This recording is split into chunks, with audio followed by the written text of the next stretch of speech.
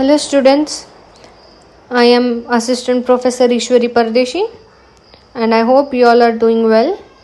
Today we are going to learn about collocations, what collocations are, why they are important and how they are used in a language, right? Along with it we might also look at prefix and suffixes. Okay, let's begin, shall we? Firstly, let us understand what collocations are. A collocation is a pair or group of words that are often used together in a way that sounds natural to native speakers. They can be adjective plus noun, verb plus noun, noun plus noun, adverb plus adjective, etc. So, in general, collocations are those words which are known to the native speakers, which are commonly used by the native speakers. For example, if I give you an example in Hindi, you will understand it much better. Are yaar, we commonly use the phrase are yaar, right? If we are having an informal communication with our friends, with our family, with the closed ones, we most oftenly use the phrase are yaar, right? And this are yaar has certain emotions, certain feelings, certain things which are attached to it, which can be known and understood by the native speakers of that language, which is Hindi, right? If I go and have a communication with a non-native Hindi speaker, with a person who does not know Hindi much, will that person be able to know what emotions are bound with the phrase are yaar? No, simply they will not get to know what we are trying to speak. They will catch the words are yaar, they will know that these are Hindi words or what actually are yaar means. But will they able to understand and get to know the emotions, the feelings behind it, the context behind it, right? For example, if I am very happy and suddenly some thing happens and I say are yaar, you will understand why that are yaar was.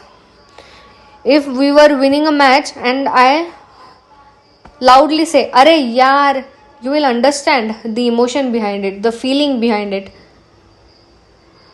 If we were having a communication and I suddenly say are yaar, you will understand that I am sympathizing with what you were trying to speak, what you were trying to explain to me, right? As in, with the changing context, the meaning will change, but those collocative phrase, the words are yaar will be known only to the native speaker. As the context changes, the meaning will also change, but are yaar, the collocative words will remain the same, which will only be understood by that native speaking community, by that group, right? And this is not limited to the language but also with the communities. For example, Maharashtrians might have some collocative words which won't be understood by other state peoples. For example, in places around Satara, they would use word laka or leka, right? So these words, the collocation will not be understood by Kannadigas or by North Indians, right? There are multiple such terms that are only place specific, are known as collocations, right? Or what we can say is, when we use these collocative terms in our communication, then the language which we are speaking will become collocative language or colloquial language. I hope you all are understanding it very well. Now moving on, let us understand why these terms are important, why collocations are important in our language. It makes speech and writing sound natural, helps avoid awkward combinations, and it improves fluency, right? All these things are very well written and very rightly said, but what I want you all to know is, when we are using collocative terms, that time we should also keep it in mind that collocative terms or colloquial language should be used only in informal settings, as the tone is very down or very casual. These terms are not oftenly taken as very respectful. Why? Because what will happen when you are having a formal communication or conversation with someone at your workplace, at that time, if you tell them chaha pani, will it sound good?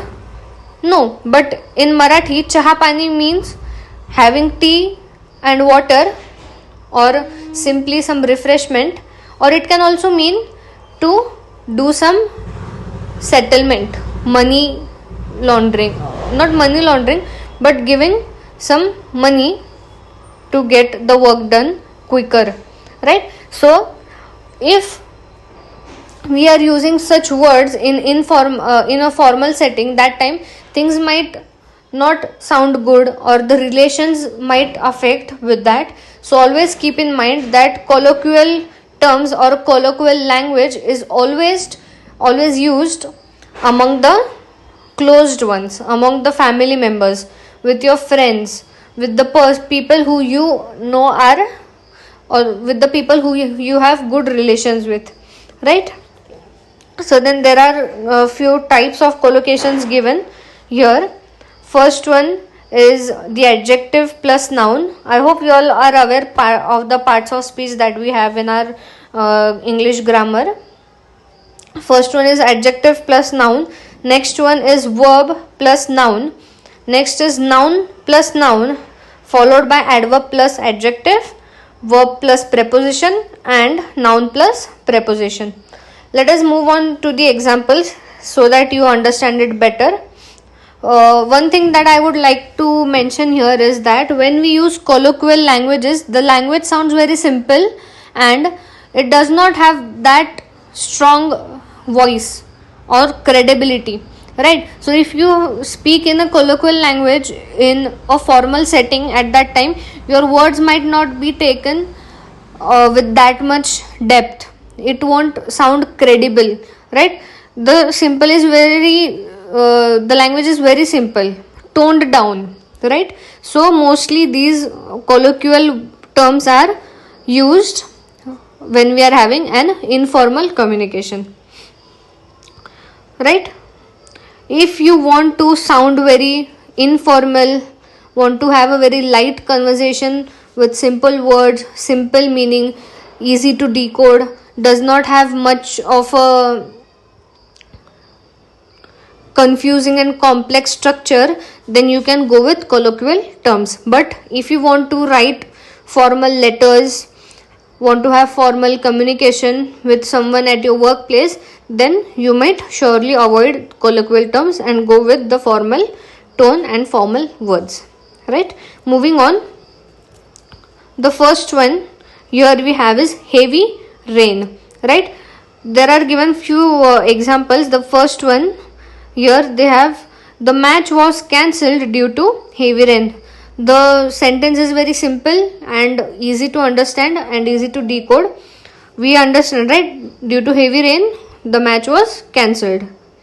But if you want to sound, or if you want to look like a person who has very good hold of the vocabulary, very good hold of the language, then you can skip the colloquial terms and use terms and words that are not very regularly used in our day-to-day language, right?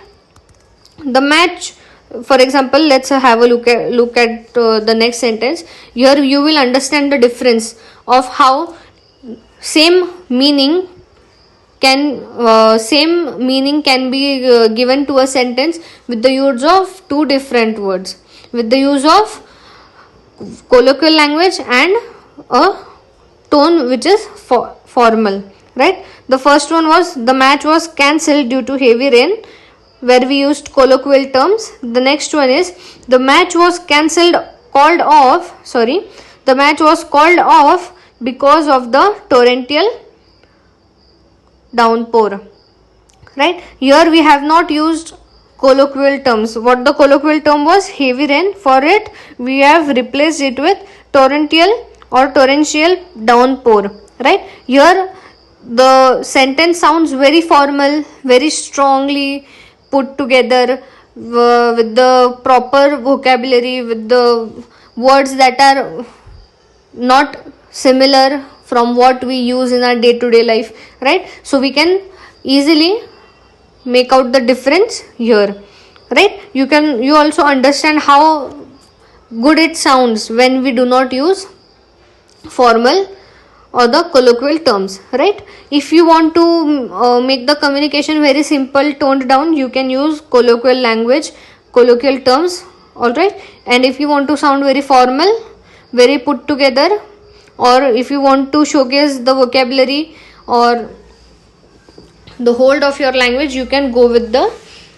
non-colloquial terms, all right? Next one is strong T. Here again I have given it in two ways.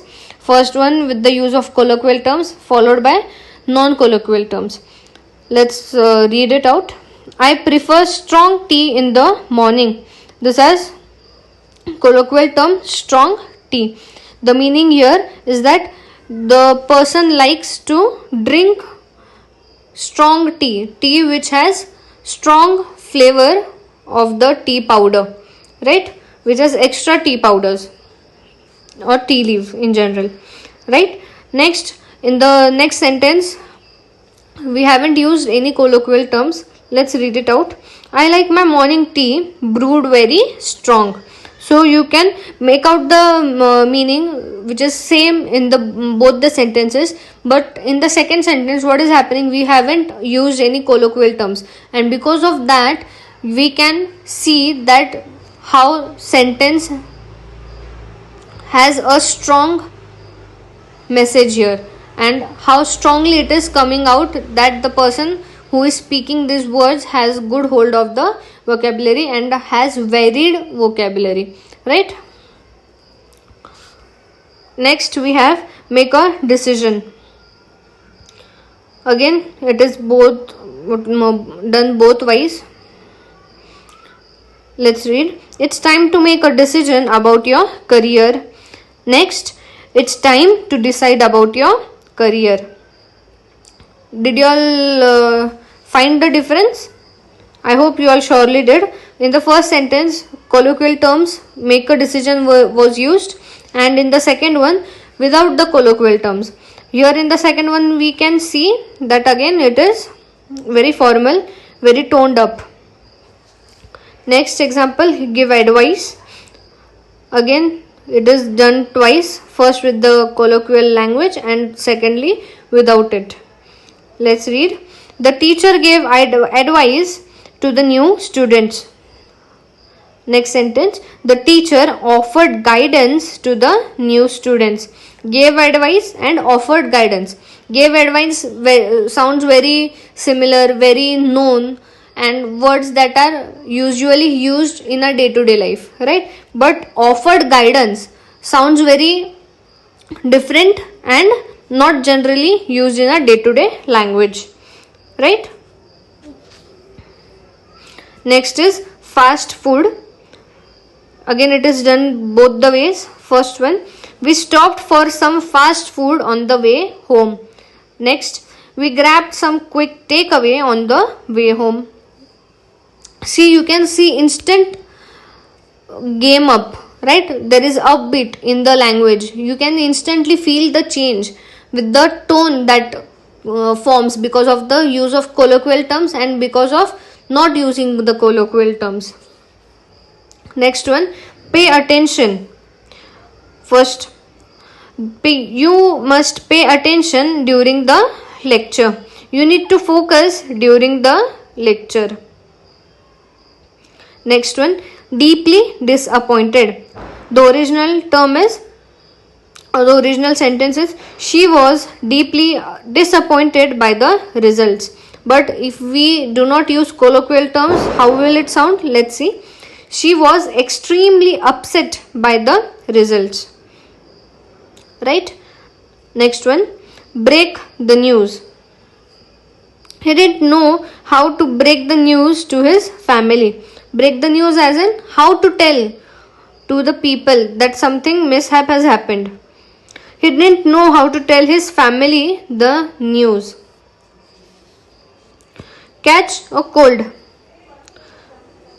You might catch a cold if you go out in the rain. You could get sick if you go out in the rain. Keep in touch. Let's keep in touch after graduation. Let's stay connected after graduation.